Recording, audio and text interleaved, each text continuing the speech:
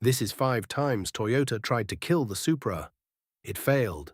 The smell of burning rubber still clung to the air in 1991, thick and acrid, mixed with the high-pitched shriek of an engine pushed to its limit.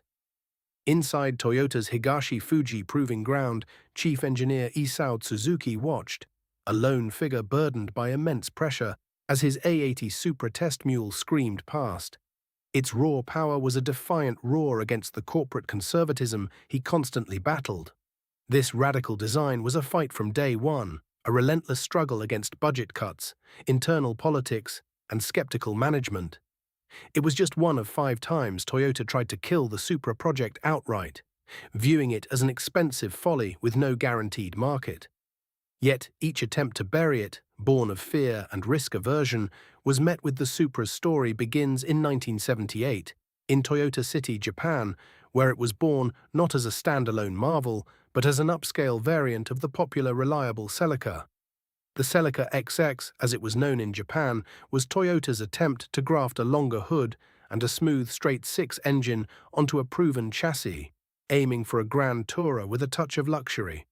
It was a comfortable, capable car, certainly, but it lacked a distinct, fiery identity of its own. It was a derivative. Imagine a promising child, given a name and a future, but told they must always wear their elder siblings' clothes. This initial constraint, the decision to bind its destiny to the Celica, was the first time Toyota tried to kill the Supra. Not with a direct blow, but by stifling its independent spirit from birth. It was hoped the Celica name would carry it, but it also threatened to subsume it entirely. By 1986, the Supra had grown restless in its sibling's shadow.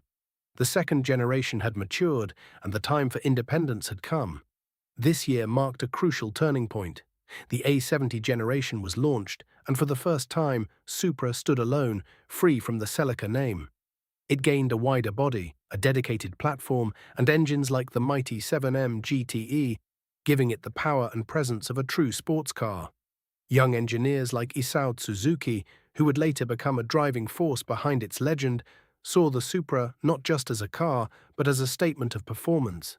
They built it to conquer the roads, to carve its own legend, pushing the boundaries of what a Toyota sports car could be.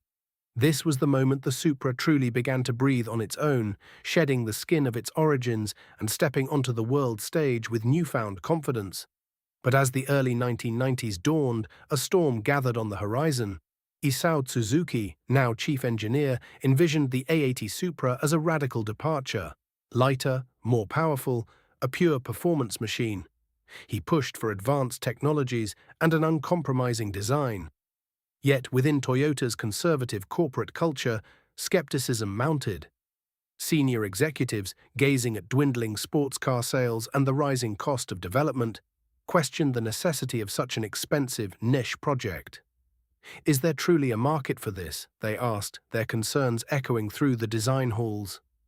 This battle for its very existence, fought in budget meetings and design reviews, was the second time Toyota tried to kill the Supra. It was not a sudden cut, but the slow bleed of corporate doubt, threatening to dilute Suzuki's vision into something far less potent, or worse, cancel it entirely. Suzuki, however, refused to compromise his dream. Against this tide of corporate reluctance, and despite a global shift towards more practical family-oriented vehicles, the A80 Supra launched in 1993. It was a defiance, a purebred performance machine that shook the automotive world. At its heart was the legendary 2JZ GTE engine, a twin-turbocharged inline-six designed with an almost obsessive focus on durability and tunability. Its cast-iron block, oversized main bearings, and robust internals could handle immense power, far beyond its factory rating.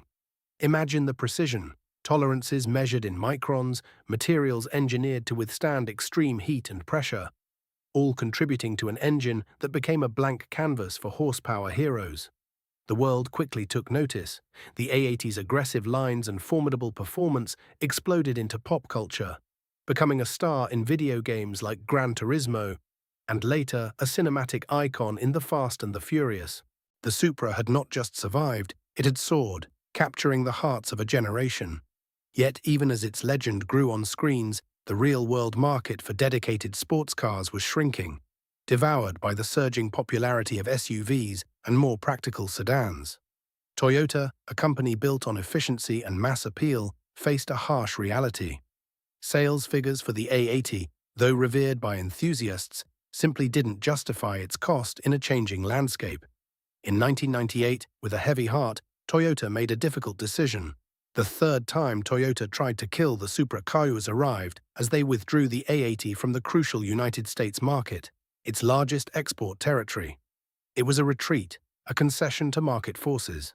Just 4 years later, in 2002, the fourth time Toyota tried to kill the Supra arrived with a finality that echoed across the globe. Toyota officially ceased all production of the A80 Supra in Japan. The assembly lines went silent, the parts bins emptied, and fans believed the iconic nameplate was dead forever. For nearly 2 decades, the nameplate lay dormant. No new Supra graced the showrooms, no successor emerged from the drawing boards. This prolonged inaction, this sustained corporate neglect, was arguably the fifth time Toyota tried to kill the Supra. It was an attempt to let the legend fade, to allow its memory to dissolve into the annals of automotive history. Yet the fanbase never forgot.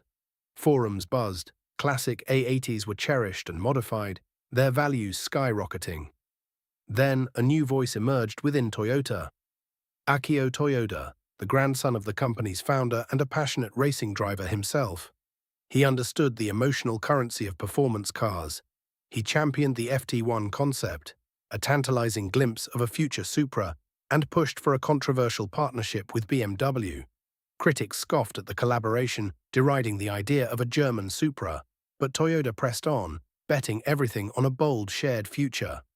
In 2019, after years of anticipation, the GR Supra burst onto the scene. It was a triumphant return, a testament to the enduring power of a name that had refused to die. The initial controversy faded, replaced by widespread acclaim for its performance and handling.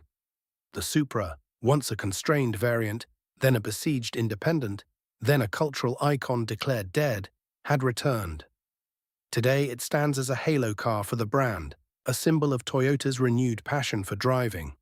Looking back on its journey, Akio Toyoda himself once said, "If we don't have a car that nobody wants, then we have nothing."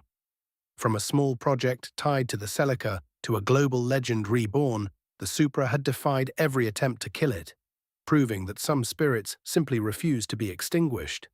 The core truth of our story is now undeniable. 5 times Toyota tried to kill the Supra. It failed. And failed it did, every single time. From its nascent beginnings as a luxury Celica variant in the late 70s, struggling to assert its own high-performance identity, to the bold but fiscally challenging decision to make it a standalone Grand Tourer, each corporate maneuver seemed poised to sideline it. Market pressures, dwindling sports car sales worldwide, and the prohibitive development costs of bespoke platforms ultimately led to its initial discontinuation after the iconic A80 generation. Yet even as production lines ceased and official factory support faded, the Supra refused to die. Its legend only grew, fueled by an indelible presence in popular culture, from blockbuster movie franchises like The Fast and the Furious, that immortalized its raw speed and distinctive lines, to countless video games that placed its legendary 2JZ GTE engine into the hands of millions. This digital and cinematic ubiquity wasn't just entertainment. It forged an entirely new generation of enthusiasts, keeping the dream vibrantly alive for nearly 2 decades. The aftermarket community, too, played an indispensable role, continuously unlocking new levels of power and customization, ensuring its mechanical soul remained relevant and exciting long after its showroom days. Through strategic decisions that paused its production and even the industry-wide shifts that made its comeback improbable, each attempt to rein in or retire the Supra was met with an unyielding spirit from its global fanbase. It found new life through this passionate fanbase, unexpected cultural phenomena, and its sheer, unadulterated performance potential.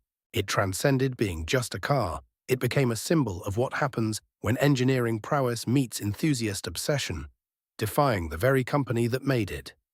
The Supra's journey proves that true automotive passion can overcome corporate hurdles and achieve immortal status through sheer performance and cultural impact.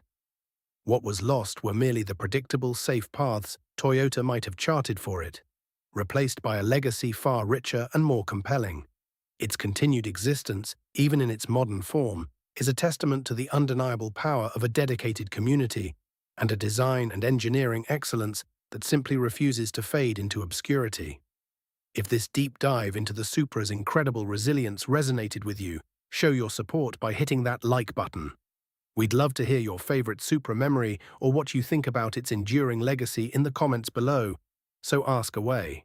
And to stay tuned for more stories of automotive defiance and triumph, be sure to subscribe to our channel.